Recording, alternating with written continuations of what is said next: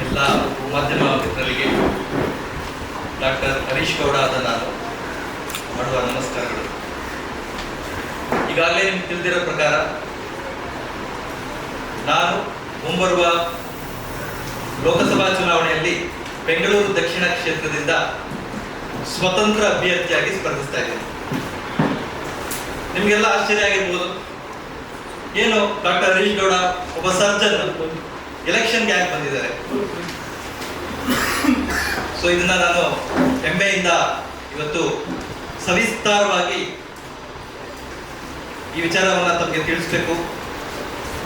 ನನ್ನ ಉದ್ದೇಶ, ನನ್ನ ಆದ್ಯತೆಗಳು, ನಮ್ಮ ಜನಕ್ಕೆ ಮಾಡಬೇಕಾಗಿರೋಂಥ ಕೆಲಸಗಳು ಏನಿದೆ ಅನ್ನೋದನ್ನ ಪ್ರತಿಯೊಬ್ಬರ ಮುಂದೆ ಸವಿಸ್ತಾರವಾಗಿ ಮಂಡಿಸ್ಬೇಕಂತ ನಾನು ಇವತ್ತು ಇಲ್ಲಿ ನೆರೆದಿದ್ದೇನೆ. ಸೊ ನಾನು ಒಬ್ಬ ವೈದ್ಯ, ಅದರಲ್ಲೂ ಕೂಡ ಲ್ಯಾಪ್ರೋಸ್ಕೋಪಿಕ್ ಅಂಡ್ ಗ್ಯಾಸ್ಟ್ರೋಇಂಟೆಸ್ಟೈನಲ್ ಸರ್ಜನ್. ಸುಮಾರು 20 ವರ್ಷಗಳ ಕಾಲ ಸತತವಾಗಿ ನನ್ನ ಸೇವೆಯನ್ನ ನಗರದ ಹಲವು ಆಸ್ಪತ್ರೆಗಳಲ್ಲಿ ಸಲ್ಲಿಸ್ತಿದ್ದೆ. ಇದರಲ್ಲಿ ಸರ್ಕಾರಿ ಆಸ್ಪತ್ರೆಗಳು, ಪ್ರೈವೇಟ್ ಆಸ್ಪತ್ರೆಗಳು, ಚಾರಿಟಬಲ್ ಆಸ್ಪತ್ರೆಗಳು, ಎಲ್ಲ ಆಸ್ಪತ್ರೆಗಳಲ್ಲೂ ಕೂಡ ನನ್ನ ಸರ್ವಿಸ್ನ ನಾನು ಮಾಡಿದ್ದೀನಿ.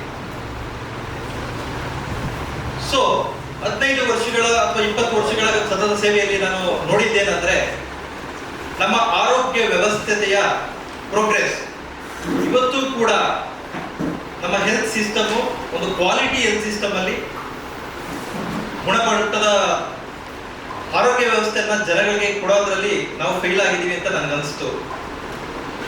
ಪ್ರತಿಯೊಬ್ಬ ರೋಗಿಯನ್ನ ನಾನು ನೋಡ್ಬೇಕಾದ್ರೆ ಅವರ ಕಷ್ಟಗಳು, ಅವ್ರು ಪಡ್ತಾ ಪ್ರಾಬ್ಲಮ್ಸ್ಗಳು ಏನಂದ್ರೆ, ತಮ್ಮ ರೋಗನ ಇಟ್ಕೊಂಡು ನಾವು ಸರ್ಕಾರಿ ವ್ಯವಸ್ಥೆಗೆ ಬರ್ತಾರೆ, ಸರ್ಕಾರಿ ವ್ಯವಸ್ಥೆಯಲ್ಲಿ ಯಾವಾಗ ಅವ್ರಿಗೆ ಅದಕ್ಕೆ ಉತ್ತರ ಸಿಗಲ್ಲ, ಪ್ರೈವೇಟ್ ಆಸ್ಪತ್ರೆಗೆ ಮೊರೆ ಹೋಗ್ತಾರೆ. ಪ್ರೈವೇಟ್ ಆಸ್ಪತ್ರೆಗೆ ಮೊರೆ ಹೋದಾಗ ಅಫೋರ್ಡಬಿಲಿಟಿ ತುಂಬಾ ಮ್ಯಾಟರ್ ಆಗುತ್ತೆ. ಅವ್ರ ಹತ್ರ ದುಡ್ಡಿರಲ್ಲ. ದುಡ್ಡಿಲ್ಲ ಅಂದಾಗ ಸಾಲನೋ ಸೋಲನೋ ಮಾಡಿ ಕಷ್ಟಪಟ್ಟು ಆ ಆರೋಗ್ಯ ಪ್ರಾಬ್ಲಮ್ನ ಸಾಲ್ವ್ ಮಾಡ್ಕೊಂತಾರೆ. ಬಟ್ ಅವರ ಫ್ಯಾಮಿಲಿಗೆ ಆಗಂತ ಎಕನಾಮಿಕ್ ಬರ್ಡನ್ ತುಂಬಾ ಕಷ್ಟ. ಅವರು ಅದನ್ನ ಸುಮಾರು 6 ತಿಂಗಳು, ವರ್ಷ ಆ ಸಾಲನ ತೀರ್ಸೋದಕ್ಕೆ ಕಷ್ಟಪಡ್ತಾರೆ. ಇದು 1-2 ರೋಗಿಗಳ ಕತೆ ಅಲ್ಲ. ಇದು ಪ್ರತಿಯೊಂದು ರೋಗಿ ಅನ್ನು ನಾನು ನೋಡಿದಾಗ, ದಕ್ಷಿಣ ಲೋಕಸಭಾ ಕ್ಷೇತ್ರದಲ್ಲೂ ಕೂಡ ಇಷ್ಟೊಂದು ಆಸ್ಪತ್ರೆಗಳಲ್ಲಿ ನಾನು ಈ ರೋಗಿಗಳನ್ನ ನೋಡಿದಾಗ ನನ್ಗನ್ಸುತ್ತೆ, ನಾವೆಲ್ಲೋ ಒಂದ್ ಕಡೆ ಫೇಲ್ ಆಗಿದ್ದೀವಿ. ಎಲ್ಲಿ ಫೇಲ್ ಆಗಿದ್ದೀವಿ ಅಂತ ನಾನು ಯೋಚನೆ ಮಾಡಿದಾಗ, ನಮ್ಮ ಪಾಲಿಸಿ ಲೆವೆಲ್ ಅಲ್ಲಿ ನಾವು ಫೇಲ್ ಆಗಿದ್ದೀವಿ ಅಂತ ನನ್ಗನ್ನಿಸ್ತು. ಏನು ಹೆಲ್ತ್ ಪಾಲಿಸಿ ಲೆವೆಲ್ ಅಲ್ಲಿ ಯಾಕೆ ಫೇಲ್ ಆಗಿದ್ದೀವಿ? ಇವತ್ತು ಏನು ಗೌರ್ಮೆಂಟ್ ಸಿಸ್ಟಮ್ ಯಾಕೆ ಹಿಂಗಿದೆ?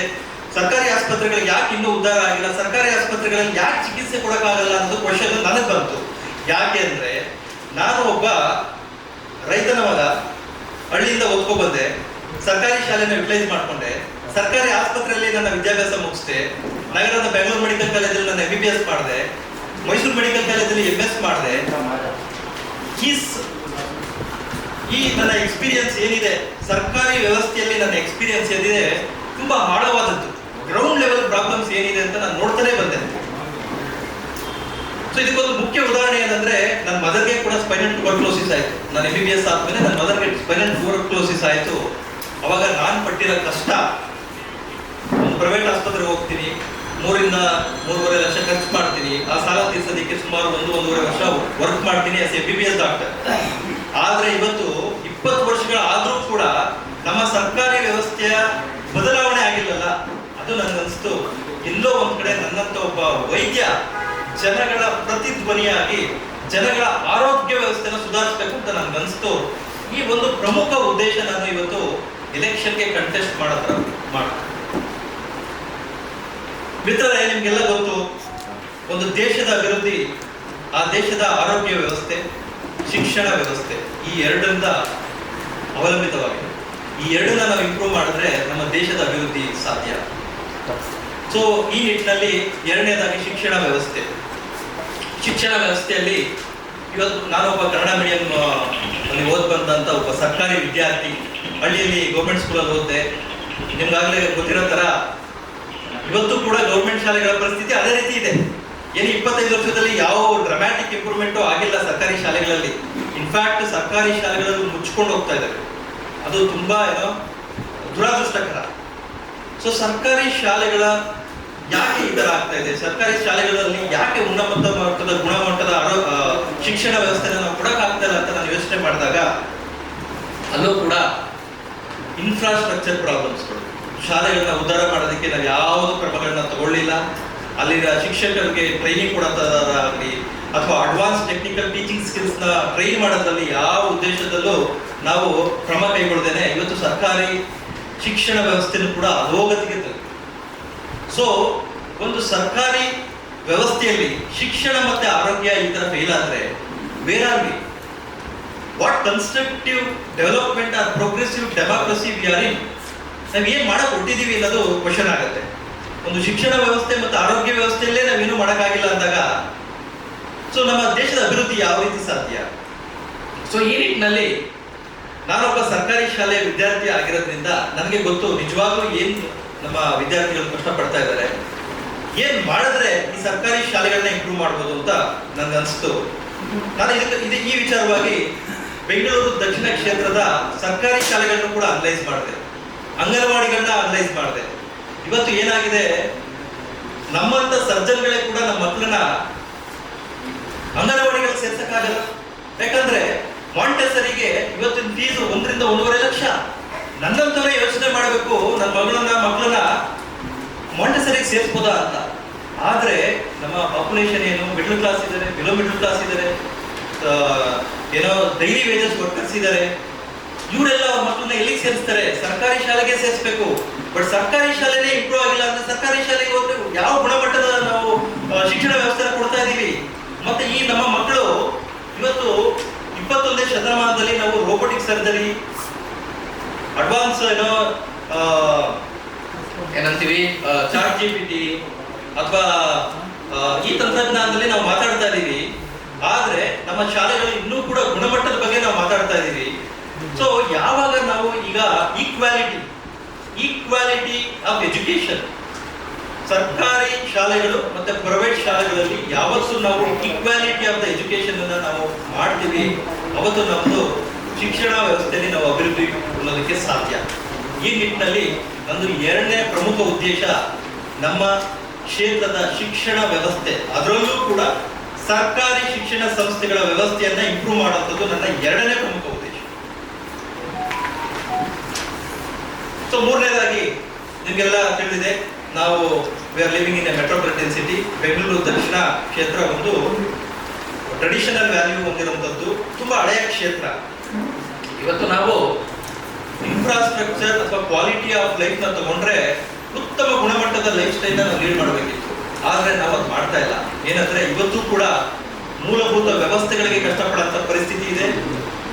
ಇವತ್ತು ನೋಡಿ, ವಾಟರ್ ಕ್ರೈಸಿಸ್ ಆಗಿರ್ಬೋದು, ಸೀವೇಜ್ ಡಿಸ್ಪೋಸಲ್ ಆಗಿರ್ಬೋದು, ಟ್ರಾಫಿಕ್ ಸಮಸ್ಯೆ ಆಗಿರ್ಬೋದು, ರೋಡ್ಗಳ ಉನ್ನತೀಕರಣ ಆಗಿರ್ಬೋದು, ಪಾರ್ಕ್ಗಳ ಇಂಪ್ರೂವ್ಮೆಂಟ್ಸ್ ಆಗಿರ್ಬೋದು, ಯಾವುದು ಗ್ರೌಂಡ್ ಲೆವೆಲ್ ಆಗಿಲ್ಲ. ಆದ್ರೆ ನಾವು ಪಾಲಿಸಿ ಲೆವೆಲ್ ಮಾತಾಡ್ತೀವಿ, ಧರ್ಮದ ಬಗ್ಗೆ ಮಾತಾಡ್ತಾ ಇದೀವಿ, ಜಾತಿ ಬಗ್ಗೆ ಮಾತಾಡ್ತಾ ಇದೀವಿ, ಪಾಲಿಸಿ ಲೆವೆಲ್ ಅಲ್ಲಿ ಮಾತಾಡ್ತಾ ಇದೀವಿ. ಬಟ್ ಗ್ರೌಂಡ್ ಲೆವೆಲ್ ಅಲ್ಲಿ ಏನು ಪ್ರೋಗ್ರೆಸ್ ಆಗಿದೆ, ಗ್ರೌಂಡ್ ಲೆವೆಲ್ ಅಲ್ಲಿ ಎಕ್ಸಾಕ್ಟ್ ಆಗಿ ಏನ್ ಪ್ರಾಬ್ಲಮ್ ಸಾಲ್ವ್ ಮಾಡಿದೀವಿ? ಶಿಕ್ಷಣ ವ್ಯವಸ್ಥೆನ ಇಂಪ್ರೂವ್ ಮಾಡಲಿಲ್ಲ, ಆರೋಗ್ಯ ವ್ಯವಸ್ಥೆನ ಇಂಪ್ರೂವ್ ಮಾಡಲಿಲ್ಲ, ಮೂಲಭೂತ ಸೌಕರ್ಯಗಳನ್ನು ಇಂಪ್ರೂವ್ ಮಾಡೋಕ್ಕಾಗಿಲ್ಲ. ನಾವು ಏನ್ ಮಾಡಕ್ ಹೊಟ್ಟಿದೀವಿ ಅಂದಾಗ ಈ ಮೂರನೇ ಪ್ರಮುಖ ಉದ್ದೇಶ ಏನಂದ್ರೆ ನಮ್ಮ ಇನ್ಫ್ರಾಸ್ಟ್ರಕ್ಚರ್, ಈ ಕ್ರಂಬ್ಲಿಂಗ್ ಇನ್ಫ್ರಾಸ್ಟ್ರಕ್ಚರ್ನ ನಾವು ಇಂಪ್ರೂವ್ ಮಾಡಬೇಕು.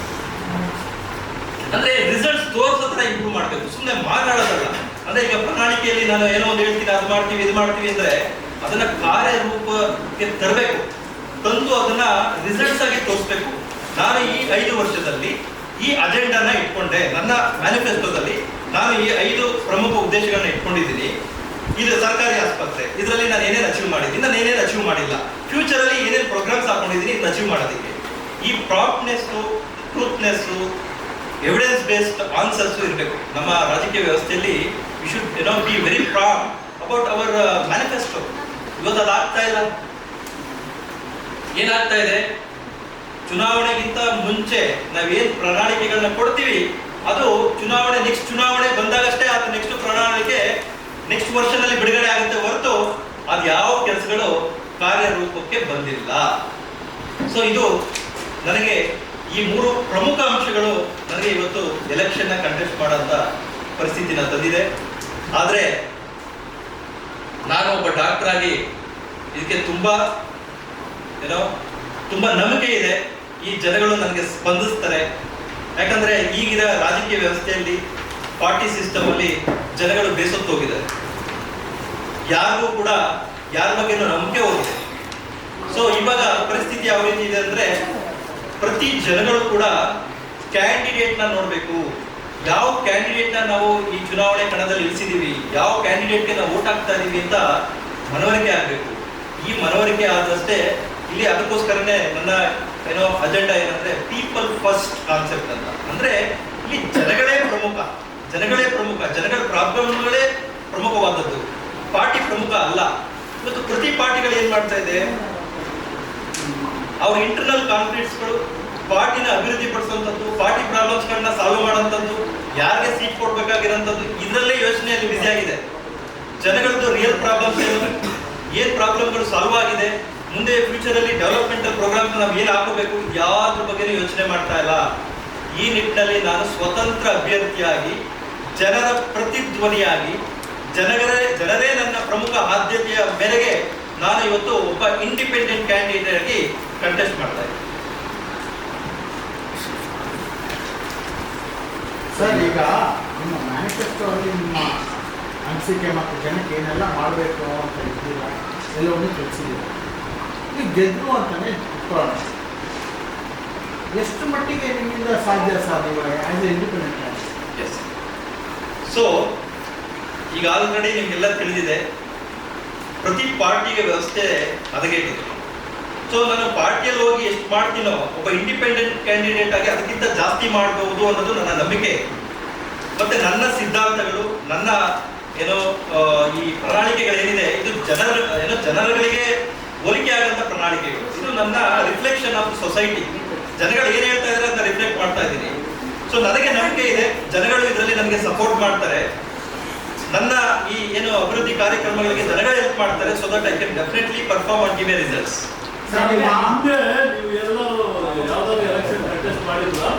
ನನ್ನ ವೈದ್ಯಕೀಯ ವೃತ್ತಿಯಲ್ಲಿ ನಾನು ಎಷ್ಟೊಂದು ಎಲೆಕ್ಷನ್ಗಳನ್ನ ಕಂಟೆಸ್ಟ್ ಮಾಡಿ ಅದರಲ್ಲಿ ನಾನು ಉತ್ತೀರ್ಣನಾಗಿದ್ದೇನೆ. ಸರ್, ಇದು ಮುಂಚೆ ನೀವು ಸಾಮಾಜಿಕ ಕಾರ್ಯಕ್ರಮ ಹುಡುಗಿದ್ರು. ಹೌದು, ಜನ ದೃಷ್ಟಿಯಲ್ಲಿ ಕಂಡು ಮಾಡಿದ್ದಾರೆ. ಸುಮಾರು 15 MP ಎಲೆಕ್ಷನ್ಗೋಸ್ಕರ ತಾವು ಮುಂಚೂಣಿ ಮಾಡ್ತಾ ಇದ್ರಿ. ಸುಮಾರು 15 ವರ್ಷಗಳ ಕಾಲ ನಾನು ಒಬ್ಬ ಡಾಕ್ಟರ್ ಆಗಿರೋದ್ರಿಂದ ಆರೋಗ್ಯ ವ್ಯವಸ್ಥೆದು ಪ್ರಾಬ್ಲಮ್ಸ್ಗಳನ್ನ ನಾನು ಅನಲೈಸ್ ಮಾಡಿಕೊಂಡು ಪ್ರತಿ ಹಳ್ಳಿಯಲ್ಲೂ ಕೂಡ ನಾನು ಫ್ರೀ ಹೆಲ್ತ್ ಕ್ಯಾಂಪ್ಸ್ಗಳನ್ನ, ಫ್ರೀ ಹೆಲ್ತ್ ಸ್ಕ್ರೀನಿಂಗ್ ಪ್ರೋಗ್ರಾಮ್ನ ಕಂಡಕ್ಟ್ ಮಾಡ್ತಾ ಬಂದೆ. ಅಲ್ಲಿ ನನಗೆ ಅರ್ಥ ಆಯ್ತು ನಾವು ಎಲ್ಲಿ ಫೇಲ್ ಆಗಿದ್ದೀವಿ ಅಂತ. ನಾನು ಅನ್ಕೊಂಡೆ ಒಬ್ಬ ವೈದ್ಯನಾಗಿ ಸಂಘಟನೆ ಮಾಡಿ ಒಂದಷ್ಟು ಡಾಕ್ಟರ್ಗಳನ್ನ ಕರ್ಕೊಂಡೋಗಿ ಆರೋಗ್ಯ ವ್ಯವಸ್ಥೆನ ಇಂಪ್ರೂವ್ ಮಾಡ್ಬೇಕಂತ ಸುಮಾರು 15 ವರ್ಷಗಳಿಂದ ಸತತ ಪ್ರಯತ್ನ ಪಟ್ಟೆ. ಈವನ್ ಈ BBMP ಆಸ್ಪತ್ರೆಗಳನ್ನ ಉದ್ಧಾರ ಮಾಡೋದು ಯಾವ ತರ, ಅಲ್ಲಿ ಇನ್ಫ್ರಾಸ್ಟ್ರಕ್ಚರ್ನ ಡೆವಲಪ್ ಮಾಡೋದು ಯಾವ ತರ ಅಂತ ಕೆಲವು ಪಾಲಿಸಿ ಲೆವೆಲ್ ಅಲ್ಲೂ ಒಂದು ಸಜೆಷನ್ ಮಾಡೋದಕ್ಕೆ ನಾನು ಪ್ರಯತ್ನ ಪಟ್ಟೆ. ಆದರೆ ನಾನು ಅದರಲ್ಲಿ ಸಫಲನಾಗ್ಲಿಲ್ಲ. ಯಾವಾಗ ನಾನು ಅದರಲ್ಲಿ ಸಫಲನಾಗ್ಲಿಲ್ಲ ಅವಾಗ ಅನಿಸ್ತು ನನಗೆ ಇದನ್ನ ನಾವು ರಾಜಕೀಯ ವ್ಯವಸ್ಥೆಯಲ್ಲಿ ಸರಿಪಡಿಸಬೇಕು. ಅಲ್ಲಿ ರಾಜಕೀಯ ವ್ಯವಸ್ಥೆಯಲ್ಲಿ ಸರಿಪಡಿಸಿದ್ರೆ ಅಷ್ಟೇ ಈ ಮೂಲಭೂತ ಸೌಕರ್ಯಗಳಾದ ಆರೋಗ್ಯ ವ್ಯವಸ್ಥೆನ ನಾವು ಇಂಪ್ರೂವ್ ಮಾಡಬಹುದು ಅಂತ ನನಗೆ ಅರ್ಥ ಆಗಿ ನಾನು ಈಗಾಗಲೇ ಜನಗಳ ಜೊತೆ ಕೆಲಸ ಮಾಡಲು ನಾನು ಈಗ ಆಲ್ರೆಡಿ 15 ವರ್ಷದಿಂದ ನನ್ನ ತೊಡಸ್ಕೊಂಡಿದ್ದೀನಿ.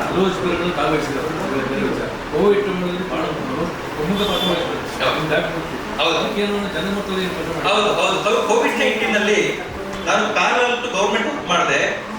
ಜನಗಳಿಗೆ ಔಷಧಿ ವಿತರಣೆ ಮಾಡೋದ್ರಲ್ಲಾಗ್ಲಿ, ಫುಡ್ ನ ವಿತರಣೆ ಮಾಡೋದ್ರಾಗ್ಲಿ, ನಾನೇ ಒಂದು ವೈದ್ಯರ ಸಂಘಟನೆ ಮಾಡಿ parallelly we work with the government in association with the government. So ಕೋವಿಡ್-19 ನಲ್ಲಂತೂ ತುಂಬಾ ಎಫೆಕ್ಟಿವ್ ಆಗಿ ಕೆಲಸ ಮಾಡಿದೀವಿ. ಅದಕ್ಕೆ ಎವಿಡೆನ್ಸ್ ಕೂಡ ನಮ್ಮ ಹತ್ರ ಇದೆ. ಅಲ್ಲ, ಎವಿಡೆನ್ಸ್ ಮಾಡಿರ್ತೀರಾ, ನೀವು ನೋಡಿದ್ರೆ ಅರ್ಥ ಆಗ್ತದೆ. ಆದ್ರೆ ಒಂದು ಫ್ರೇಮ್ ಇದೆ ರಾಜಕೀಯ. MP ಒಂದು ಫ್ರೇಮ್ ಇದೆ, MLA ಒಂದು. MP MLAಗೆ ನಿಂತ್ಕೊಂಡಿದ್ರೆ ಒಂದು ಸ್ವಲ್ಪ ಆದ್ರೂ ಒಂದು ಬಜೆಟ್, ಒಂದು ಇದು ನಿಮ್ಮ ಹತ್ರ ನಿಮ್ಮ ಪ್ರಾಂತನೇ ಮಾಡ್ಬೋದು. ಲೋಕಸಭೆಗೆ ನಿಂತ್ಕೊಂಡು ಇಷ್ಟೆಲ್ಲ ಅಜೆಂಡಾ ಹೇಳ್ತಾ ಇದ್ರೆ ಅದು ಹೇಗೆ ಸಾಧ್ಯ? ಅದನ್ನ ಬಿಟ್ಟು ನೀವು ಮಾಡಬೇಕು ಅಂತ ಇರೋದು ಬಜೆಟ್ ಬೇರೆ, ಅಜೆಂಡಾ ಬೇರೆ. ಬಟ್ ಅದು ಒಂದು MLAಗೆ ನಿಂತ್ಕೊಂಡ್ರೆ ನಿನ್ನ ಪ್ರಾಂತ, ನಿಮ್ಮ ಇದು ಒಂದು ನಿಮ್ಮ ಮೇಲೆ ಒಂದು ಭರವಸೆಗಳು ಕಾಣ್ತಾ ಇತ್ತು. ನೀವು ಒಂದೇ ಸಲ MP ನಿಂತ್ಕೊಂಡು ಹೇಗೆ ಹಂಗೆ ಮಾಡ್ತಾ ಇದ್ದೀರಾ? ಅದೇ ಏನಂದ್ರೆ, ಸೊ ಈಗ ನಾನು ಏನಂದ್ರೆ ನನ್ನ ವೈದ್ಯ ವೃತ್ತಿಯಲ್ಲಿ ನನಗೆ ಪಡೆದಿರೋ ಅನುಭವದಲ್ಲಿ ನನಗನ್ನಿಸ್ತು we need to work at the policy level. So policy ಲೆವೆಲಲ್ಲಿ ವರ್ಕ್ ಮಾಡ್ಬೇಕಂತಂದ್ರೆ ಲೋಕಸಭೆ ಅನ್ನೋದು ಒಂದು ಒಳ್ಳೆ ಫೋರಮ್ ಅಂತ ನನಗನ್ನಿಸ್ತು. ಸೊ ಲೋಕಸಭೆ ಒಂದು ಒಳ್ಳೆ ಫೋರಮ್ ಅನ್ಸಿದ್ರಿಂದ ನಾನು ಇದಕ್ಕೆ ಅಭ್ಯರ್ಥಿಯಾಗಿ ನನ್ನ ಬಗ್ಗೆ ನನಗೆ ನಂಬಿಕೆ ಬಂತು. ಸೊ ಆ ನಿಟ್ಟಿನಲ್ಲಿ ನಾನು ಒಂದು ಲೋಕಸಭೆಗೆ ಸ್ಪರ್ಧಿಸಬೇಕಂತ ಡಿಸೈಡ್. ಸರ್, ಈ ದಕ್ಷಿಣ ಲೋಕಸಭಾ ಕ್ಷೇತ್ರಕ್ಕೆ ನಿಮ್ಮ ಕೊಡುಗೆ ಏನಿದೆ ಅಂತ ಸುಮಾರು 15 ವರ್ಷಗಳ ಕಾಲ ಸತತವಾಗಿ ಫ್ರೀ ಕ್ಯಾಂಪ್ಸ್ಗಳನ್ನ ಮಾಡಿದ್ದೀನಿ.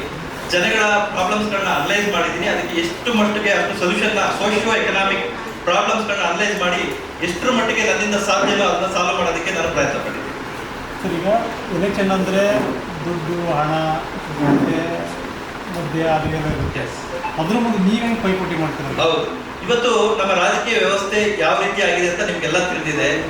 ದುಡ್ಡಿಟ್ಟಿರೋರು ಅಷ್ಟೇ ಎಲೆಕ್ಷನ್ ಬರಬೇಕು, ಇಲ್ಲ ರಾಜಕೀಯದಲ್ಲಿ ನಮ್ಮ ಫ್ಯಾಮಿಲಿ ಮೆಂಬರ್ಸ್ ಯಾರಾದ್ರೂ ಇದ್ರಷ್ಟೇ ಎಲೆಕ್ಷನ್ ಬರಬೇಕು ಅನ್ನೋ ಪರಿಸ್ಥಿತಿ ನಿಮ್ಗೆ ಆಗಲೇ ಗೊತ್ತಿದೆ. ಆದ್ರೆ ಪ್ರಜಾಪ್ರಭುತ್ವದಲ್ಲಿ ನನ್ನಂತ ಒಬ್ಬ ಸಾಮಾನ್ಯ ಪ್ರಜೆ ಸ್ಪರ್ಧಿಸಿ ಜನಗಳಿಗೆ ಹೆಲ್ಪ್ ಮಾಡ್ತೀನಿ ಅಂದ್ರೆ ಒಂದು ಆಪ್ಷನ್ ಇಲ್ಲ. ಸೊ ಈ ನಿಟ್ಟಿನಲ್ಲಿ ನಾನು ಒಬ್ಬ ಮಾದರಿಯಾಗಿ ಪ್ರತಿಯೊಬ್ಬರಿಗೂ ಹೇಳ್ಬೇಕಂತ ವಿಚಾರ ಇಷ್ಟೇ. ಇವತ್ತು ಪ್ರಜಾಪ್ರಭುತ್ವಕ್ಕೆ ಹೆಸರು ಸಿಗ್ಬೇಕಂತಂದ್ರೆ ನನ್ನಂತ ಒಬ್ಬ ಸಾಮಾನ್ಯ ಪ್ರಜೆ ಪ್ರತಿನಿಧಿಸಬೇಕು, ಮತ್ತು ಸಾಮಾನ್ಯ ಪ್ರಜೆ ಪ್ರತಿನಿಧಿಸೋದಕ್ಕೆ ಏನೇನು ಅವಕಾಶಗಳು ಇರಬೇಕು ಅದಿರಬೇಕು. ಸರ್, BJP 60% ವೋಟರ್ಸ್ ಇದ್ದಾರೆ, ಅವ್ರನ್ನ ಭೇಟಿ ಮಾಡೋಕ್ಕಾಗತ್ತೆ? ಸರ್, ನಮ್ಮ ದಕ್ಷಿಣ ಲೋಕಸಭಾ ಕ್ಷೇತ್ರದ ಜನಗಳು ಮನಸ್ಸು ಮಾಡಿದ್ರೆ ನನ್ನ ಪ್ರಣಾಳಿಕೆಗಳು, ನನ್ನ ವ್ಯಕ್ತಿತ್ವ, ನನ್ನ ಕ್ಯಾಂಡಿಡೇಚರ್ ಬಗ್ಗೆ ಅವ್ರಿಗೆ ನಂಬಿಕೆ ಬಂದ್ರೆ ನನ್ನ ಕೈಲಿ ಏನ್ ಬೇಕಾದ್ರೂ ಮಾಡಕ್ ಸಾಧ್ಯ ಇದೆ ಸರ್. ಆ ನಂಬಿಕೆ ನನಗಿದೆ ಸರ್.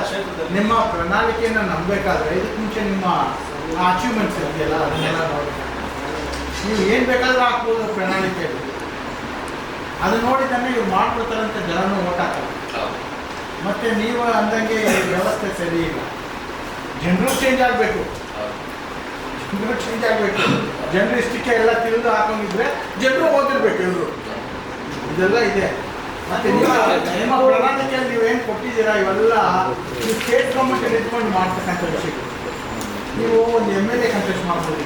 ಇದು ದೊಡ್ಡ ವೈಡ್, ತುಂಬ ದೊಡ್ಡ ಇದಕ್ಕೆ ನೀವು ಕಂಟೆಸ್ಟ್ ಮಾಡ್ತಾರೆ. ಸೊ ನೀವು ಹೆಂಗೆ ನಿಭಾಯಿಸ್ತೀರ ಸರ್ ನೀವು? ಮತ್ತೆ ಖರ್ಚು ಎಲೆಕ್ಷನ್ ಕಮಿಷನ್ನೇ ಬಂದು 80 ಲಕ್ಷ ಮೇಲೆ ಮಾಡಬೇಡಿ ಅಂತ. ಅದರ ಅರ್ಥ 80 ಲಕ್ಷ ಒಂದು ಮಾಡ್ಬೋದು ಅಂತ. ಓಕೆನಾ? ಸೊ ನೀವು ಹೆಂಗೆ ಖರ್ಚು ವೆಚ್ಚನ ಹೆಂಗೆ ಸರ್? ಏನಂದ್ರೆ ಇವತ್ತು we need to redefine the elections and politics. ಇವತ್ತು ರಾಜಕೀಯ ನೀತಿನೇ ನಾವು ರೀಡಿಫೈನ್ ಮಾಡೋ ಪರಿಸ್ಥಿತಿ ಬಂದಿದೆ. ಇವತ್ತು ನೀವು ಕ್ವಶನ್ ಕೇಳಿದ್ದೇನೆಂದ್ರೆ ದುಡ್ಡು ಬೇಕಲ್ವ, ಖರ್ಚು ಬೇಕು, ನಿಮ್ಮ ಕೈಲಿ ಕೆಪಾಸಿಟಿ ಇದೆಯಾ ಅಂತ. ಇದನ್ನ ಜನಗಳು ಅರ್ಥ ಮಾಡ್ಕೋಬೇಕು. ಓನ್ಲಿ ದುಡ್ಡಿಟ್ಟಿರೋ ಕೆಪಾಸಿಟಿ ಇರೋರು ಅಷ್ಟೇ ಬರ್ಬೇಕಾ? ಎಲೆಕ್ಷನ್ ಬಿಸ್ನೆಸ್ ತರ ಆಗ್ಲಿಲ್ವಾ?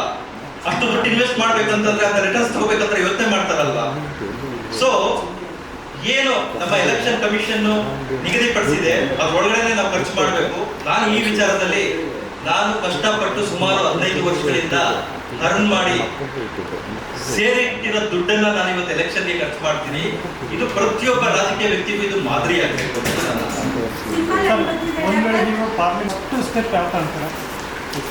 ಸರ್, ನನ್ನ ಪ್ರಮುಖ ಉದ್ದೇಶ ಹೆಲ್ತ್, ಎರಡನೇದು education. Health is my priorities. ನಾನು ಸ್ಟೆಥೋಸ್ಕೋಪ್ ಕೊಟ್ಟಿದ್ದೀನಿ. ಸೊ ಸ್ಟೆಥೋಸ್ಕೋಪ್ನ ಚುನಾವಣಾಧಿಕಾರಿಗಳು ಕೊಟ್ರೆ ನನಗೆ ಸರ್, ಅಂದ್ರೆ ಜನರ ನಾಡಿ ಮಿಡಿತವನ್ನ ಚೆಕ್ ಮಾಡೋದಿಲ್ಲ.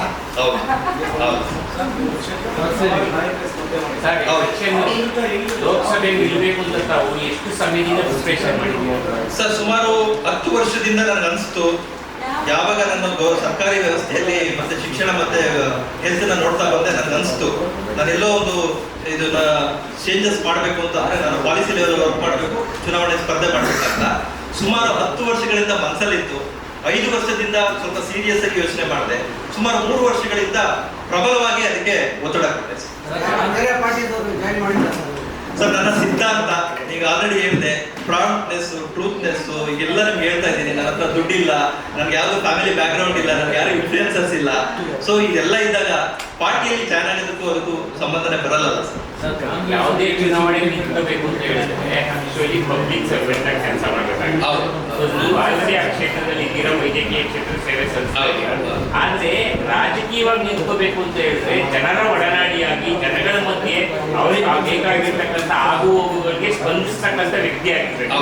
ಬಟ್ ಈ 10 ವರ್ಷದಲ್ಲಿ ಆ ತರದ ಏನೇನು ಕೆಲಸಗಳನ್ನ ತಪ್ಪಾಯಿತು ಸರ್? ಎಲ್ಲ ಪ್ರತಿಯೊಬ್ಬ ಜನಗಳದ್ದು ಏನು ಸೋಶಿಯೋ ಎಕನಾಮಿಕ್ ಪ್ರಾಬ್ಲಮ್ಸ್ ಇರುತ್ತೆ, ಅವ್ರ ಮನೇಲಿ ಯಾರಾದ್ರು ಸತ್ರು, ಅವ್ರಿಗೇನೋ ಪ್ರಾಬ್ಲಮ್ಸ್ ಇದೆ, ಅವ್ರಿಗೆ ಬೇರೆ ಏನಾದ್ರು ಕೆಲವು ಕೆಲಸಗಳು ಆಗ್ತಾ ಇಲ್ಲ ಅಂದಾಗ ಪ್ರತಿಯೊಬ್ಬ ಜನಗಳ ಹತ್ರ ನಾನು ಇನ್ವಾಲ್ವ್ ಆಗಿ ನನ್ನ ಕೆಲಸಗಳನ್ನ ನಾನು ಮಾಡಿದ್ದೀನಿ ಸರ್. ಕಾಂಗ್ರೆಸ್, ಜೆಡಿಎಸ್, ಬಿಜೆಪಿ ಮೂರು ಕೂಡ ಬೇರ್ಪಡಿ ಹೌದು.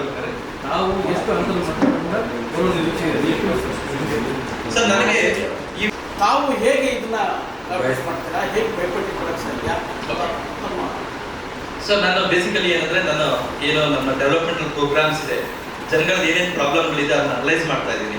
ಸೊ ಅವ್ರಿಗೆ ಒಂದು ನಂಬಿಕೆ ಕೊಡ್ತಾ ಇದ್ದೀನಿ. ಸೊ ನನ್ನನ್ನು ನೀವು ಸ್ಪರ್ಧೆ ಮಾಡಿದ್ರೆ ನೀವೆಲ್ಲ ಪ್ರಾಬ್ಲಮ್ಗಳಿಗೆ ನಾನು ಪ್ರತಿಧ್ವನಿ ಆಗ್ತಿದ್ದೀನಿ ಅಂತ ನಾನು ಹೇಳ್ತಾ ಇದ್ದೀನಿ. ಸೊ ಆ ನಿಟ್ಟಿನಲ್ಲಿ ಇವತ್ತು ಏನೋ ರಾಜಕೀಯ ವ್ಯವಸ್ಥೆ ಏನು ರೀತಿ ಇದೆ ಅಂತ ನಿಮಗೆ ಅರ್ಥ ಆಗಿದೆ. ಆ ವ್ಯವಸ್ಥೆಯ ವಿರುದ್ಧ ಹೋರಾಟ ಮಾಡೋದಕ್ಕೆ ಇವತ್ತು ಒಂದು ಏನೋ ಅವಕಾಶ. ಇವತ್ತು ಈ ಒಂದು ಜನಗಳು ನನಗೇನಾದ್ರೂ ಅವಕಾಶ ಕೊಟ್ಟರೆ ಅವ್ರಿಗೆ ಏನು ಡೆವಲಪ್ಮೆಂಟಲ್ ಪ್ರೋಗ್ರಾಮ್ಸ್ ಇದೆ ಅದನ್ನ ಡೆಫಿನೆಟ್ ಆಗಿ ಮಾಡಿ ನಾನು ತೋರಿಸ್ತೀನಿ. ಸೊ ಇದು ನನ್ನ ನಂಬಿಕೆ. ಸರ್ ಈಗ ಡಾಕ್ಟರ್ಸ್ ಎಲ್ಲರಿಗೂ ಕಂಟೆಸ್ಟ್ ಮಾಡಬೇಕು ಅಂತ ಆಸೆ ಬಂದ್ಬಿಟ್ಟಿದ್ದಾರೆ, ಕಾರಣ ಏನಿದೆ ಸರ್? ಏನಂದ್ರೆ ನಾವು ಡಾಕ್ಟರ್ ಆಗಿ ಒಬ್ಬ ಮನುಷ್ಯನ ಅವ್ರ ಸೈಕಾಲಜಿ, ಫಿಸಿಕಲ್ ಬಾಡಿ ನೋಡ್ತೀವಿ, ಅವ್ರ ಸೈಕಾಲಜಿ ನೋಡ್ತೀವಿ, ಅವ್ರ ಎಮೋಷನ್ ನೋಡ್ತೀವಿ. ಪ್ಯಾಕೆಟ್ ಅನ್ನು ನೋಡಲ್ಲ ಪ್ರತಿಯೊಂದನ್ನು ನಾವು ನೋಡ್ತೀವಿ ಸರ್, ಅವ್ರ ಪ್ಯಾಕೆಟ್ ಅನ್ನು ನೋಡಲ್ಲ, ಪ್ರಿಂಟ್ ಮಾಡಲ್ಲ. ಏನಂದ್ರೆ ಎಸ್ ನೋಡಿ ಸರ್, ಆ ಪ್ಯಾಕೆಟ್ ಅನ್ನ ನೋಡಿ ನನಗೆ ಬೇಜಾರಾದ್ರಿಂದನೇ ಅವ್ರ ಕೈ ಕೊಡಕ್ ಆಗ್ತಾ ಇಲ್ಲಲ್ಲಪ್ಪ, ಕಷ್ಟ ಪಡ್ತಾ ಇದಾರಲ್ಲಪ್ಪ, ಇವರೆಲ್ಲ ಯಾಕೆ ಪ್ರೈವೇಟ್ ಆಸ್ಪತ್ರೆಗೆ ಬರ್ಬೇಕಪ್ಪ ಅಂತ ನನಗೆ ಯೋಚನೆ ಬಂದು ನಾನು ಇವತ್ತು ಎಲೆಕ್ಷನ್ ಸರ್ ಈಗ ಸ್ಟೆಥೋಸ್ಕೋಪ್ಗೆ ಹೋಗಿ ಕೇಳಿದ್ದಾರೆ. ಸೊ ನೆಕ್ಸ್ಟ್ ಮುಂದಿನ ಕೂಡ ಅದೇ ಹಾದಿ ಇರೋದಿಲ್ಲ. ಈಗ ಮತ ಮುಂದಿನ ಚಾನ್ಸ್ ಇದೆ ಸರ್. ಅವರ ಕ್ಷೇತ್ರ ಬೇರೆ, ನನ್ನ ಕ್ಷೇತ್ರ ಬೇರೆ. ಏನಾದ್ರು ಇನ್ನೂ ಮುಂದೆ ಸರ್ ನಾವೆಲ್ಲ ಏನಂದ್ರೆ ನಾವೆಲ್ಲ ಒಂದು ಅಭಿವೃದ್ಧಿಗೆ ನಾವು ಒತ್ತು ಮಾಡ್ತಾ ಇರೋದ್ರಿಂದ ಇಲ್ಲಿ ಡಿಫ್ರೆನ್ಸಿಯೇಷನ್ ಬರಲ್ಲ ಅಂತ ನಾನು ಸರ್ ನಿಮ್ಮ ಮತ್ತೆ ಯಾರಮ್ಮ ಮಾಡಿದ್ದೀರಾ ನಿಮ್ಮ ಮನೆ ಮನೆಗೆ ಮತ್ತೆ ಕೆಲವು ಏನೋ ಮಾಸ್ ಕ್ಯಾಂಪೇನಿಂಗ್ ಮಾಡೋದ್ರಿಂದ, ನ್ಯೂಸ್ ಪೇಪರ್ ಇನ್ಸರ್ಷನ್ಗಳು ಮಾಡೋದ್ರಿಂದ, ಮತ್ತೆ ಅಲ್ಲಲ್ಲೇ ಪ್ರಮುಖ ವ್ಯಕ್ತಿಗಳನ್ನ ಮೀಟ್ ಮಾಡೋದ್ರಿಂದ ನಾನು ಸ್ಟಾರ್ಟ್ ಮಾಡಿದ್ದೀನಿ. ಈಗ MLA ಕಾನ್ಸ್ಟಿಟ್ಯೂನ್ಸಿ ನೀವು ಚುನಾವಣೆ ನಿಂತರೆ ಒಂದೇ ಕ್ಷೇತ್ರ ಇರುತ್ತೆ, ಬಟ್ MP ನಿಂತರೆ 8, 9 MLA ಕಾನ್ಸ್ಟಿಟ್ಯೂನ್ಸಿ ಬರುತ್ತೆ. ನೀವು ಪ್ರಮುಖವಾಗಿ ಯಾವ್ಯಾವ MLA ಕಾನ್ಸ್ಟಿಟ್ಯೂನ್ಸಿ ನನ್ನ ಪರವಾಗಿದ್ದಾರೆ ಅನ್ನೋ ಹೋಪ್ ಇದೆ ಸರ್? ನನಗೆ ಬಸವನಗುಡಿ, ಜಯನಗರ, ಪದ್ಮನಾಭನಗರ, ವಿಜಯನಗರ ಮತ್ತೆ ಗೋವಿಂದರಾಜನಗರ, ಇಲ್ಲಿ ನಾನು ಸುಮಾರು 15 ವರ್ಷಗಳಿಂದ ಜನಗಳ ಜೊತೆ ಇದ್ದೀನಿ. ಎಲ್ಲ ಜನಗಳ ಜೊತೆ ಇದ್ದೀನಿ ಸರ್. ಈಗ ಆಲ್ರೆಡಿ ನಾನು 15-20 ವರ್ಷದಿಂದ ಜನಗಳ ಹತ್ರ ಒಡನಾಟಗಳು ಉಟ್ಕೊಂಡಿದ್ದೀನಿ. ಜನಗಳಿಂದಲೇ ನನಗೆ ಕರೆ ಬರ್ತಾ ಇದೆ, ನಿಮ್ಮಂತ ಅಭ್ಯರ್ಥಿ ಬರಬೇಕು, ನಿಮ್ಮಂತವ್ರು ಬಂದ್ರೆ ನಮಗೆ ನಮ್ಮ ಕೆಲಸಗಳಾಗ್ತವೆ, ನಮಗೆ ಹೆಲ್ತ್ ಇಂಪ್ರೂವ್ಮೆಂಟ್ ಆಗುತ್ತೆ, ಎಜುಕೇಶನ್. ಜನಗಳಿಂದ ನನಗೆ ಸಪೋರ್ಟ್ ಬರ್ತಾ ಇದೆ ಸರ್. ಸಪೋರ್ಟ್ ಬರ್ತಾ ಇದೆ, ಬಟ್ ಅದು ಪ್ರಾಕ್ಟಿಕಲ್ ಆಗುತ್ತೆ ಸರ್. ನನಗೆ ಆ ನಂಬಿಕೆ ಇದೆ ಸರ್. ಪ್ರಾಕ್ಟಿಕಲ್ ಮಾಡಲೇಬೇಕು, ಇದು ನನ್ನ ಹೋಗ್ ಸರ್. ನಾನು ಪ್ರಾಕ್ಟಿಕಲ್ ಮಾಡಲೇಬೇಕು ಸರ್.